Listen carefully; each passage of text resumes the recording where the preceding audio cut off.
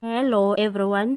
The African National Congress Party is launching its manifesto today in Durban at Moses Mabhida Stadium, and a lot of people showed up for the ANC. It's packed. The crowd is yellow, green and gold. The president of this country, President Cyril Ramaphosa, has also arrived, and the supporters of the ANC cheered for him as he arrived. Check out these videos.